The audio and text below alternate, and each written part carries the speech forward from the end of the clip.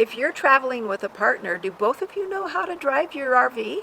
And if not, what happens if the driver can't drive? This happened to us, and we're going to share with you our solution to this problem. Hey, welcome back to Mountain Beaches. I'm Norm. And I'm Kim, and we're living our dream to discover new adventures. We are, because sometimes you get back problems and you can't drive your truck. Oh my gosh, it's been quite the journey. It has. We're obviously back home now, and we're going to share what we learned from this experience. When we were out on Plan B, Or even Plan C. Norm started to get severe sciatica and back pain. Yeah, oh man, it was horrible. So severe that we ended up taking him to the ER. He ended up being on lots of different medications to just help his pain level.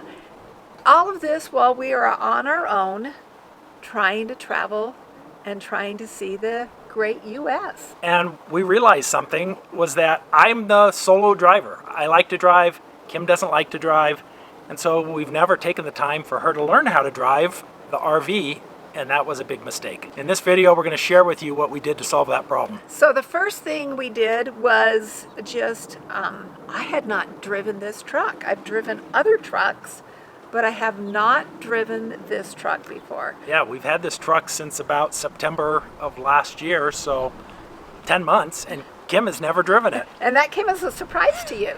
Well, yeah, I was like, you haven't driven the truck?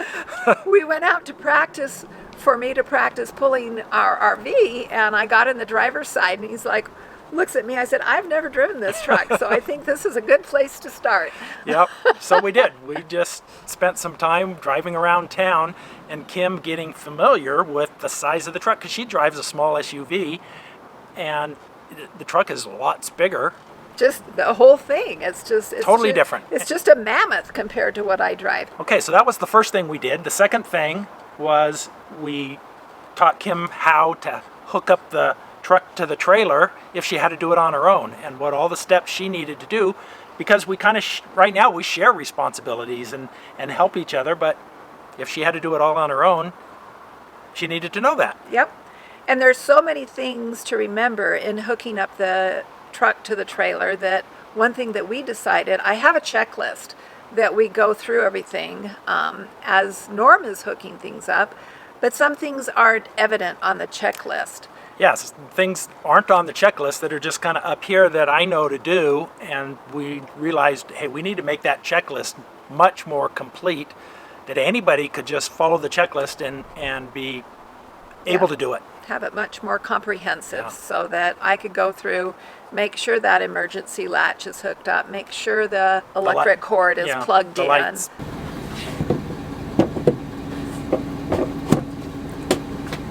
All of those things.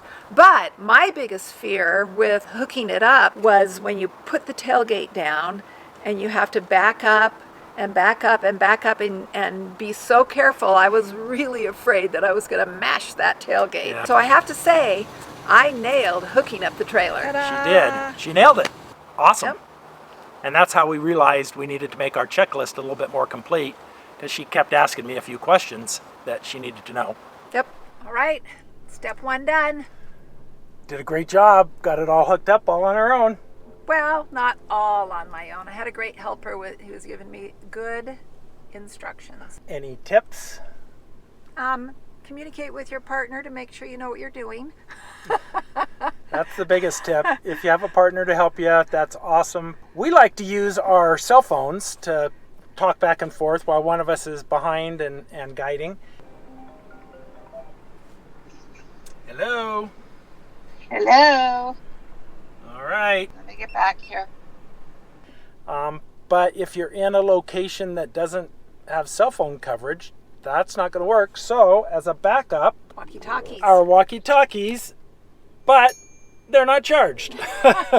So if they're not charged, that's not going to do you any good. It doesn't do us any good. We needed them one time and they weren't charged, and I don't think we've charged them since. So we've got to remember to charge them. Well, yeah. So for us, first choice is cell phone. Second choice is charged walkie-talkies. If they're not charged, then you always have your third choice, and that's windows down and Yelling at each other. well, yelling at each other, but good hand signals and Yeah. and really good, like, am I supposed to move to the left or the right or the passenger side or the driver's side? Having your verbiage down really good too. Then the next thing, so that was step 2. Step 3 was just getting comfortable driving and pulling.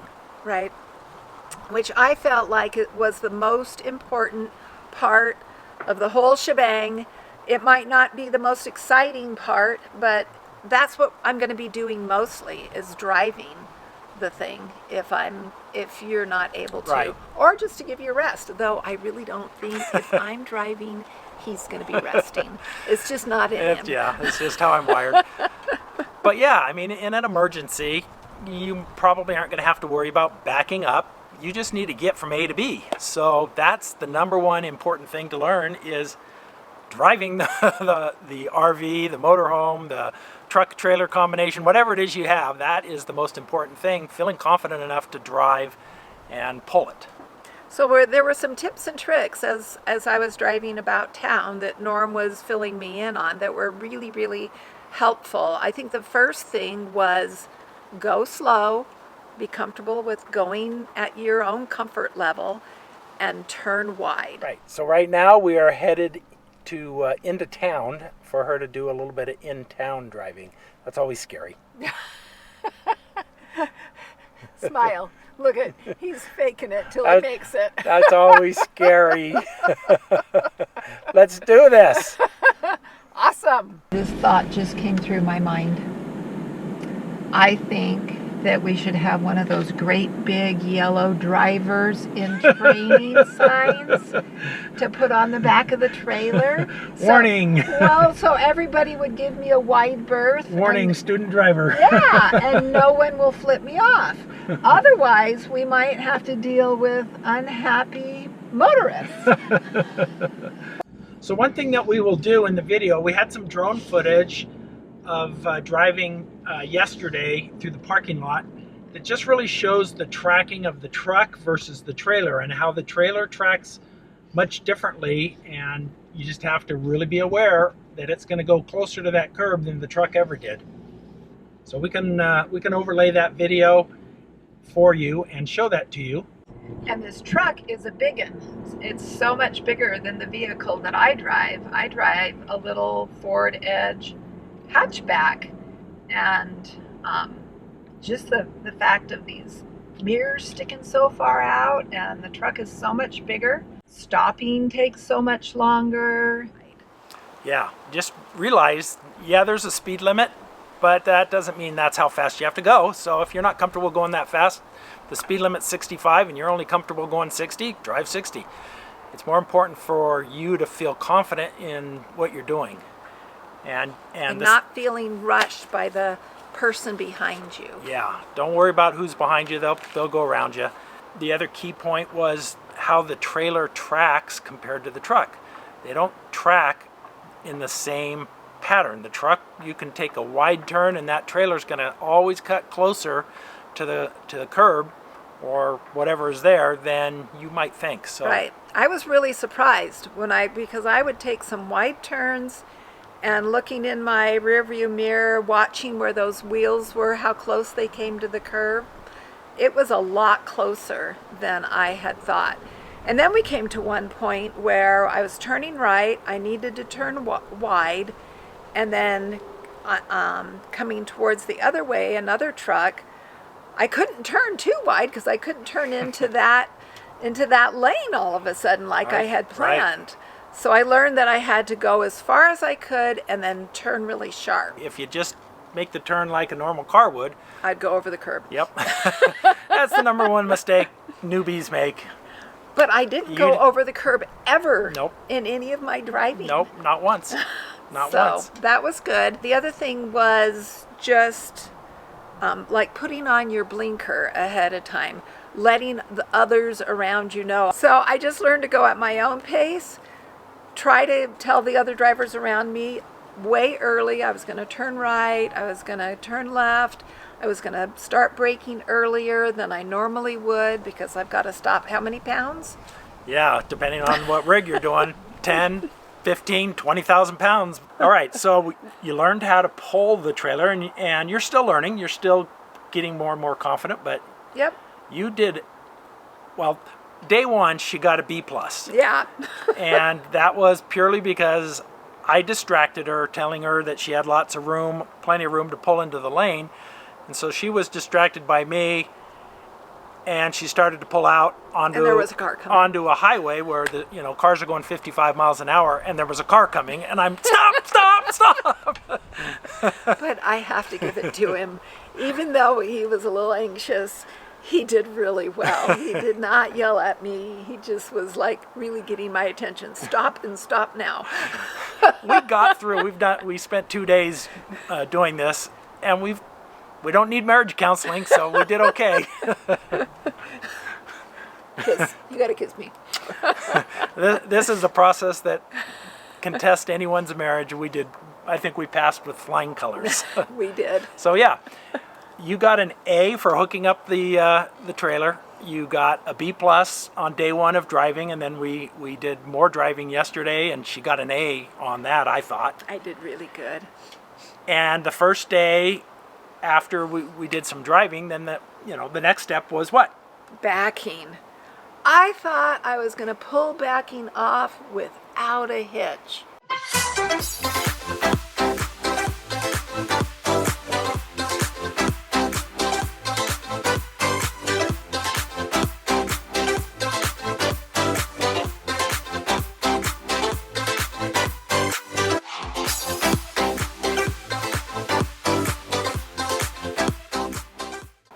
Not so much. I got an F. We set up some cones just to practice backing up in a straight line, and that was pretty difficult, but it's a hard thing to do. And so we did that and practiced that for a while, and she got an F. I didn't give her the F. She gave herself the F. So don't failed. send me hate mail. No, I've given all of my own grades. Yeah. After a while, it just got frustrating, and we just was time needed to a quit. break. So we decided to give it a break, and came back at it the next day. All right, she's going to go all the way forward again, and we're going to give it one more run, and I think she's going to nail it this time. She's so much better than day one.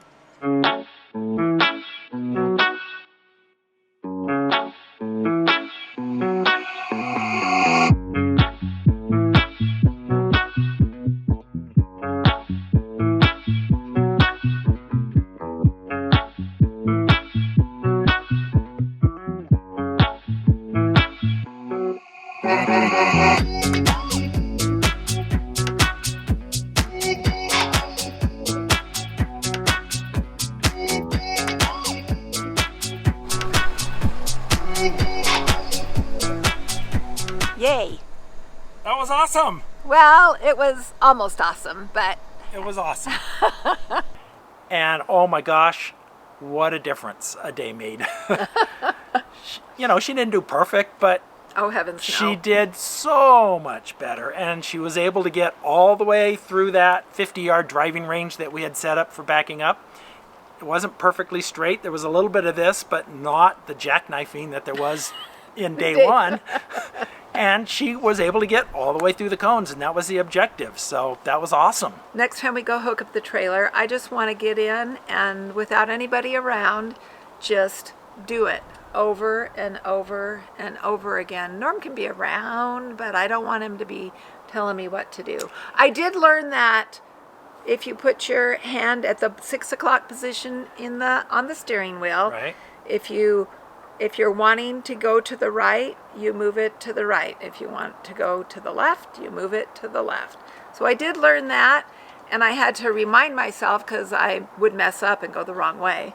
But I just want more time. So- Another practice run that we're going to take, we have a canyon that's by us, and I haven't driven on any curvy roads yet.